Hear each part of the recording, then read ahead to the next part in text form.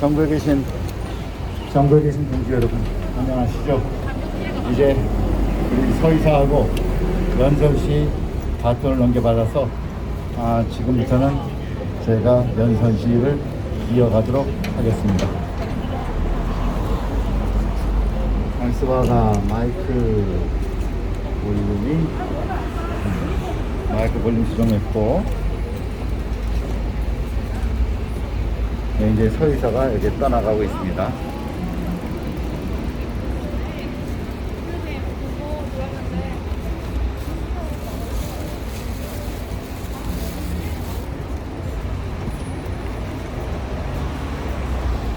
존경하는 안양시민 여러분, 대한민국 역사상 서민층을 가장 좋아하고 대한민국 역사상 가난한 사람들, 빈민층을 가장 사랑하는 문재인 대통령 하에서 얼마나 좋은 나날을 보내고 계십니까? 문재인 정권은 서민들을 얼마나 좋아하는지, 그리고 가난한 자들 갖다 얼마나 사랑하는지, 온 국민을 갖다 서민을 만들지 못해서 안대해놨고, 온 국민을 갖다 가난한 자를 만들지 못해서 삭다인한 자들이 바로 문재인 정권입니다. 문재인 정권이 지난 4년 동안 해온 정치를 갖다가 하나하나 살펴보십시오. 사실 멀리 볼 것도 없습니다. 여러분 혹시 어제 신문에 난 기사 읽어보셨습니까? 깻잎, 여러분들이 고기를 드실 때 다양한 영양을 싸먹는 깻잎 가격이 몇백 퍼센트가 올라서 20% 가지고 몇백 퍼센트가 올라서 삼겹살을 깻잎에 싸먹는 것이 아니라 삼겹살을 갖다 깻잎으로 싸먹어야 될 그런 정도로 물가가 올랐다고 합니다. 옛날 텔기존 시절 같으면, 옛날 정말 대한민국이 자유 민주주의를 갖다 얘기하던 그런 시절 같으면 물가가 5% 10%만 올라도 국민들이 성토를 하고 불만 쏘아냈고, 그리고 정부는 그에 반응해서 물가를 낮추려고 내려오겠습니다. 그런데 지금은 어떻습니까? 깻잎값만 100% 200% 올랐습니까? 우리 일반 국민들이 지출 중에서 가장 커다란 퍼센트를 차지한 것이 무엇입니까? 바로 직업비입니다. 여러분들이 가장 많은 돈을 쏟아부는 직업비는 적게는 70%, 많게는 2배 이상 올랐습니다. 이게 말이 2배 이상이지, 2억짜리 아파트가 4억이 됐고 50만원에서 월세가 100만원이 됐다는 얘기입니다. 집이 없는 사람들은 월세에 시달려서 생활 쪼들게 됐고, 집에 있는 사람들은 얼마나 재산세 폭등시켰는지 매달 정부에 50만원, 100만원씩 50만원, 100만원씩 월세를 내며 사는 꼴이 되어버렸습니다. 전세계 어느 정부도, 소위 자유민주주의 체제가 작동하는 전세계 어느 정부도 이렇게 국민의 동의 없이 세금을 폭등시킨 그런 정권은 없습니다. 멀리 볼 것도 없습니다. 우리 대한민국 73년 건국 역사상 국민의 동의 없이 이렇게 재산세 폭등시켰던 정권 본 적 있습니까? 없었습니다. 우리 국민들의 주머니를 터내지 못해서, 우리 국민들의 빈터터를 만지지 못해서 안다인 정권이 바로 문재인 정권입니다. 그럼 한번 따져봅시다. 문재인 정권이 왜 모든 국민을, 서민을 만들고 빈민층을 만들고 못해서 안다인지, 그것은 바로 국민 통제에 있습니다. 여러분들 혹시 국민학교, 중학교 때 배웠던 거 기억나십니까? 공산주의 국가가 어떻게 국민을 통제하는지 배웠던 것들 기억나십니까? 공산주의 국가에서는 모든 국민에다 공포를 막아놓고 공포에 의한 통치를 합니다. 그리고 국민들이 찍소리 하지 못하게 만듭니다. 바로 저 문재인 정권은 한편으로는 재산세 폭등이니 물가 폭등이니 하면서 국민들을 경제로 쪼들리게 만들고, 지원지를 가다 빈터테를 만들면서 가끔 가다 10만원, 20만원 더 드는 푼돈에 발바닥을 핫을 정도 바닥을 비게 만들고 정부에 순종하게 만들고 있는 것이 바로 문재인 정권인 것입니다. 그 다음 또 한 가지가 뭐냐? 여러분들 작년 1월 말부터 대한민국에 무엇이 있었습니까? 바로 코로나가 발생했습니다. 중국 우한에서 발생한 코로나가 대한민국으로 대량 수입이 되었고, 그 이후로 대한민국에선 코로나 창궐이 만들어졌습니다. 그런데 여러분들 기억나십니까? 작년 1월달에 대한민국에 처음으로 코로나 환자가 나타났을 때 전 세계 모든 국가들은 중국에 대해서 문을 거장두고 비행기를 거장두고 어떤 사람도 입국을 하지 못하게 막았습니다. 그런데 그 전 세계 국가 중에서 단 하나의 국가는 예외였습니다. 바로 그것은 대한민국이었습니다. 대한민국만 유일하게 전 세계 국가들이 다 문을 거장한 중국에 대해서 문호를 활짝 열어제끼고 중국인들이 무한 입국하게 만들었습니다. 무한 입국하게 만들면서 중국산 오리지널 코로나가 대한민국에 만연하고 펄떡만 나왔습니다. 그리고는 이제 와서 그 코로나 비밀로 온 국민을 통제하고 있습니다. 여러분 한번 생각해 보십시오.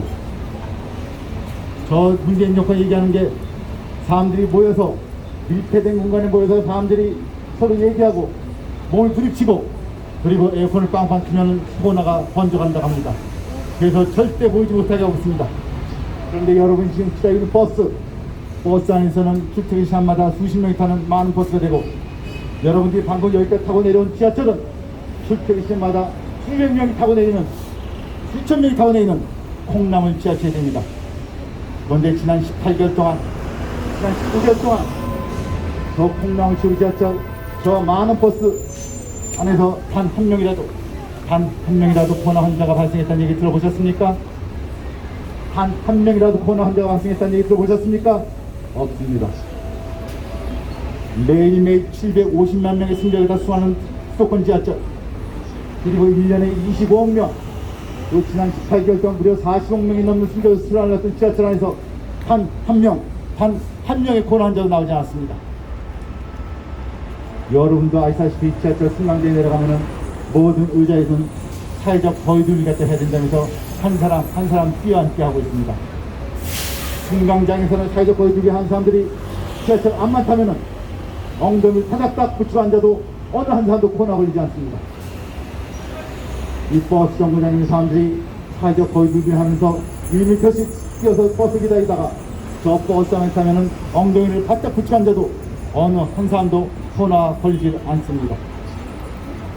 대체 이걸 갖다 사기라고 얘기해야 될지, 아니면 문재인 대통령이 우리 국민한테 내린 은혜라고 해야 될지, 뭐라고 불러야 될지 모르겠습니다. 전 세계 의료진, 전 세계 과학자들이 불어하는 그런 기적이 바로 대한민국에서 일어나고 있는 것입니다. 그렇게 하면서도 저 문재인 정부는 국민들이 모이는 것이 얼마나 무서운지, 국민들이 식덕거리는 것이 얼마나 무서운지 사람들을 못 모이게 하고 있습니다. 그 첫 번째 조치가 바로 자영업자들의 탄압입니다. 자영업자들이 저녁 6시만 넘어가면 2명 이하로 식탁이 안 된다고 하면서 사람을 못 모이게 하고 있습니다. 대체 6시 이전에 4명이 앉고 6시 이후엔 2명이 앉아야 되는 법이 세상에 없단 말입니까? 무슨 과학적 근거로서 그런 기절을 갖다가 자영업자들한테 강제하고 있단 말입니까? 더욱더 말이 안 되는 것은 영업시간을 갖다 저녁 9시를 한다, 저녁 10시 한다 하면서 고무줄 울리듯이 지 마음대로 영업시간을 갖다가 통제하고 있습니다. 그러면은 한번 생각해 봅시다. 대체 코로나가 무슨 인공지능이라 했는지 9시 이전에는 가만히 있다가 9시에 넘어가면 발병을 한단 말입니까?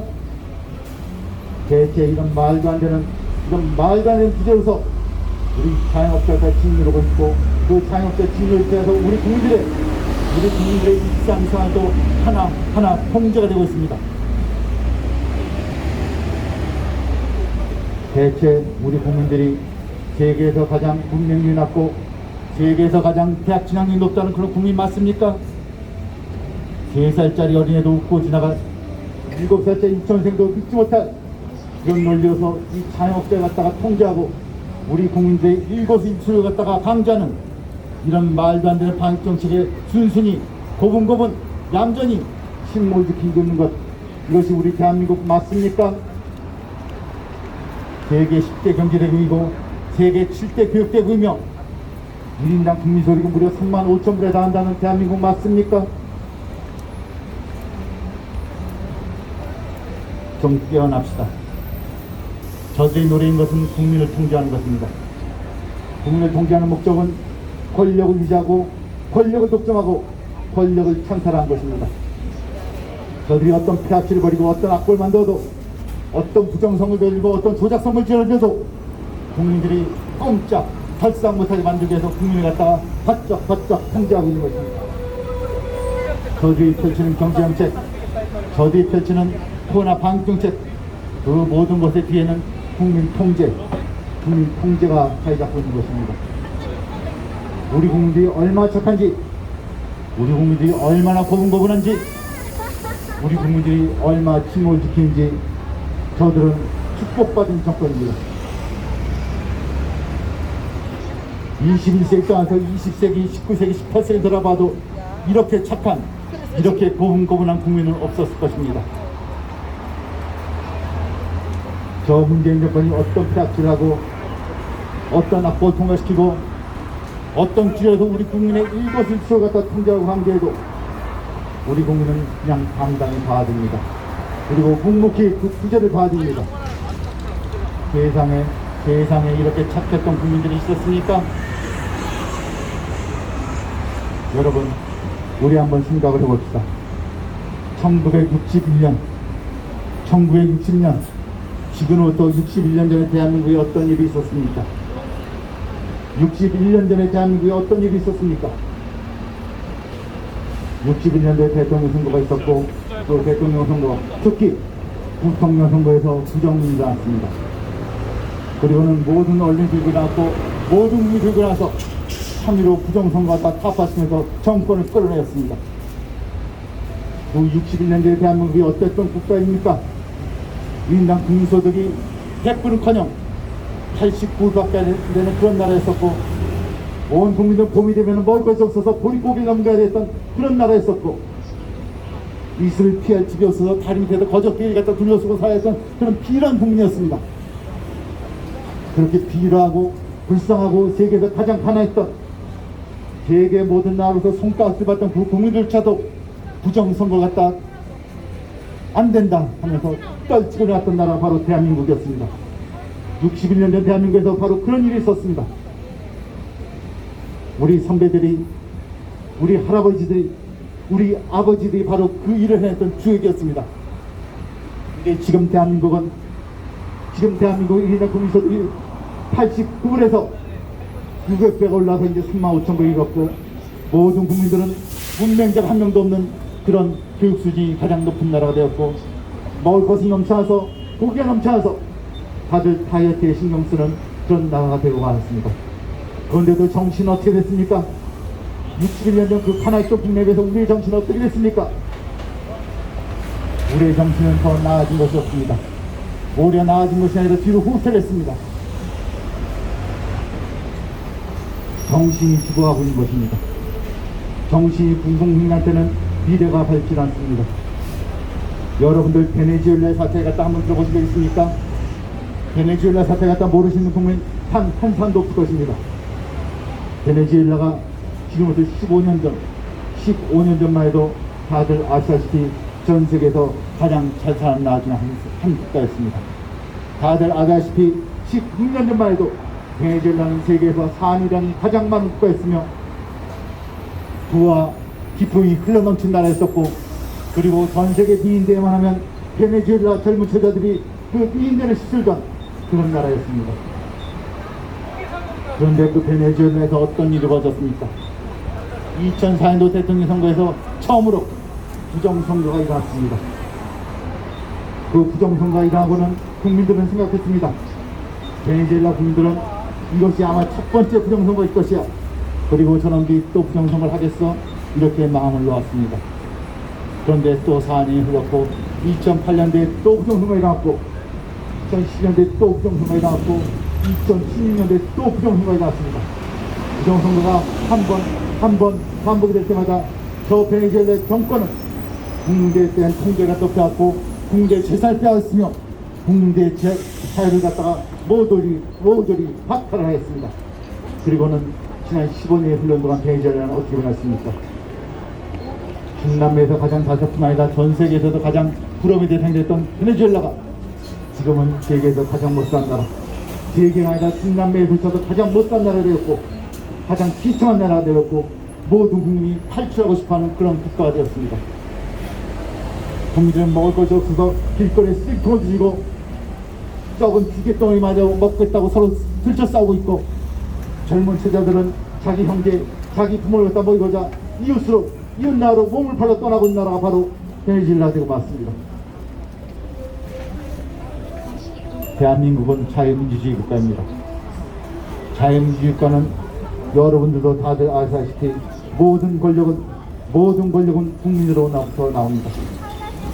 국민이 권력을 행사하는 가장 중요한 수단은 투표입니다. 그런데 이 투표가 조작되고 이 선거가 부정선거가 이루어지고, 그럼 바로 그것이 여러분들이 가지고 있는 가장 중요한 권리가 뺏기고 없어진 것입니다. 투표권이 사라지면 모든 것을 뺏깁니다. 투표권의 통제는 시작에 불과한 것입니다. 부정선거가 한 번, 두 번, 세 번 반복되면 더 이상 대한민국은 자유민주주의국가가 아니게 된 것입니다. 작년 2020년도 4월 15일 20대 총선에서 대한민국 역사상 두 번 다시 없었던 가장 커다란 부정선거가 일어났었습니다. 그런데 이 부정선거가 일어났을 때 어떻게 생각했습니까? 모든 사람이 믿지 않았습니다. 설마 저 중앙선관위가, 저 문재인 정권이 그럼 대규모 부정을 저질렀겠어? 라고 의심을 했습니다. 그리고 생각했습니다. 설마 저 야당도 이거 한번 뻥 뚫어나는데 저 야당이 부정을 갖다 저지른 구역질을 했겠어? 다들 의심을 했습니다. 그리고 또 생각을 했습니다. 모든 부정선거에 대한 소송은 6개월 안에 판결이 나도록 되어 있는데 저 대법원은 이 부정선거를 갖다가 무려 14개월이 넘도록 깔아뭉갰습니다. 사람들은 생각했습니다. 저 대법원이 설마 이 부정선거 갖다 은폐하려고 하겠어? 다들 생각했습니다. 그리고 또 생각했습니다. 아무리 대한민국이 썩어도 저런 무시무시한 일이 벌어졌는데 모든 언론과 모든 검찰이 다 한 목소리에 대해서 입을 갖다 꽉 다물고 있겠어? 도저히 그런 일은 안 일어날 거야 라고 의심을 했습니다. 그리고는 이제 4월 15일 부정선거가 일어난 이후로 이젠 16개월이 지났습니다. 16개월이 지난 동안 무려 250여 개 선거구에서 제기된 130개 무효소송 중에서 단 3개만이 진행 중에 있습니다. 그러나 3개만으로도 무시무시한 일이 드러나고 있습니다. 여러분들 한번 생각해 보십시오. 여기서 비행기 여행을 갖다 단 한 번도 안 해보신 분들은 없을 겁니다. 여러분들이 비행기를 탑승하려고 할 때 발권 수가 100장인데 승객이 110명을 탔다 그러면 비행기가 이륙을 합니까? 비행기가 이륙할 때 탔던 승객이 110명인데 내릴 때는 120명이 내렸다 그러면 그 비행기가 정상입니까? 아닙니다. 그런 비행기는 이륙도 할 수 있고 착륙도 할 수 없습니다. 그런 일은 절대 일어나지 않습니다. 발권 숫자와 승객 숫자가 달라지면 비행기는 한 명이 차이 나도 절대 이륙을 하지 않습니다. 그런데 3번의 대표 결과, 3번의 재검 결과에서 밝혀진 바는 무려 투표수가 300표나 차이가 난다고 합니다. 투표한 사람들은 정해져 있는데 어떻게 다시 뜯어보니 6월 28일 다시 뜯어보니 무려 300표가 증가했다고 합니다. 이게 말이 됩니까? 투표가 끝나고 모든 투표함은 공인돼서 법원에서 보관이 되어 있었는데 어떻게 300표가 늘어날 수 있단 말입니까? 이 300표가 늘어나는 사건이 벌어진데도 저 중앙선관위뿐만 아니라 법원조차도 입을 꾹 다물고 있습니다. 그리고 어느 언론조차 하나도 이것을 기사로 다루고 있지 않습니다. 저들 중앙선관위, 대법원, 언론, 연못놈들이 꿍짝을 해서 짜고 친 것으로 속아넘기면 우리 국민들은 아무것도 모르고 지나갈 거야. 이렇게 국민을 개돼지 취급하고 있는 것입니다. 만약에 작년 4월 10일 벌어진 20대 총선이 이래로 넘어간다 치면 저들은 내년 선거에서 또 부정을 저질 것이고 그 다음 다가올 2021년 21대 총선에서도 또 부정을 저질 것입니다. 그리고는 여러분들은 더 이상 국민이 아니라 노예가 된 것이고 여러분 더 이상 유권자가 아니고 여러분 더 이상 힘이 되지 않는 것입니다. 그리고 대한민국에서 자유민주주의는 사라진 것입니다. 1920년대 마틴 루터 킹 목사는 이렇게 얘기했습니다. 이 격변의 사회적 전환기에 우리를 힘들게 했던 것은 저 악한 자들의 폐악질, 저 악한 자들의 거친 아우성이 아니라 우리 선한 사람들, 우리 일반 국민들의 소름 끼치는 침묵이었다. 그것이 이 시대의 비극이었다고 얘기할 것입니다. 국민들이 힘을 주고 국민들이 아무 소리 안 하고 불의를 보고 넘기고 무관심할 때 이 사회는 무너진 것입니다. 여러분들은 몇 년 동안, 여러분들이 살고 계신 동안은 몇 년 동안은 그래도 먹을 게 있을 것입니다. 10년 후, 20년 후 생각해 보십시오. 그리고 여러분들의 후손한테 어떤 나라를, 어떤 사회를 물려주게 될 것입니까? 여기 서 있는 젊은이들이 노인이 됐을 때 국가가 온전할 것 같습니까? 여기 서 있는 젊은이들이 평생이 돼서 연금을 바쳤는데 여러분들이 은퇴했을 때 연금이 남아있을 것 같습니까? 아닙니다. 주권을 빼앗기면, 정부가 조작되면, 국민들이 통제에 길들여지면, 국민들이 찝수도 못하는 그런 침묵을 지키고 참을성만 많은 국민이 되면 나라는 더 이상 존재하지 않게 되는 것입니다. 존경하는 안양시민 여러분, 친애하는 안양시민 여러분, 여러분이 가지고 있는 시사호통을 통해서 한번 검색을 해보십시오. 4.15 부정선거를 한번 검색을 해보십시오. 대체 무슨 소식들이 들어가고 있는지. 매일매일 9시에서 뉴스에서 보도될 때는 뉴스에서 보도되는 그 보도만 믿지 말고 한번 스스로 검색을 하고 한번 스스로 정보를 찾아보십시오. 이렇게 발달된 대한민국에서 세계에서 가장 스마트폰, 가장 인터넷이 발달됐던 대한민국에서 이렇게 우리 국민들이 일방적으로 정보를 갖다가 투입을 당할 수는 없는 것입니다. 우리 국민들이 스스로 찾을 수 있고 스스로 정보를 갖다 판단할 수 있는 것입니다. 남이 떠먹여주는 정보, 남이 떠먹여주는 판단력을 갖다 기대지 맙시다. 이제 가장 귀한 나라 중에 하나, 대한민국. 이제 가장 교육 수준이 높은 나라, 대한민국. 그런 나라의 국민답게 우리 모두 스스로 정보를 찾고 스스로 판단을 하고 스스로 결정을 하고 스스로 행동할 줄 아는 그런 국민이 한번 되어봅시다. 여러분이 들고 있는 스마트폰, 그것은 여러분이 작성하기 위한 가장 중요한 무기입니다. 그 스마트폰이 있는데도 불구하고 남이 떠밀어지는 뉴스, 남이 방해하는 판단력에 기댈 필요는 없는 것입니다. 여러분 스스로 정보를 찾고 여러분 스스로 판단을 하고 여러분 스스로 우뚝 서시는 것입니다. 그렇게 되면 어떤 정보가 들어서도 여러분을 무시하지 못하고 어떤 독재 정권이 들어서 여러분의 권리를 뺏어가지 못합니다. 여러분이 가지고 있는 스마트폰을 위해서 우리 한번 새로운 대한민국을 만들어 봅시다. 감사합니다.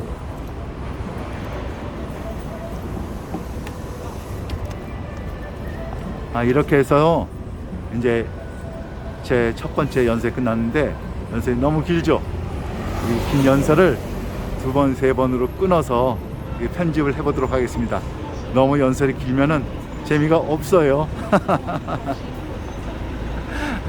잠시 쉬었다가 다시 돌아오도록 하겠습니다.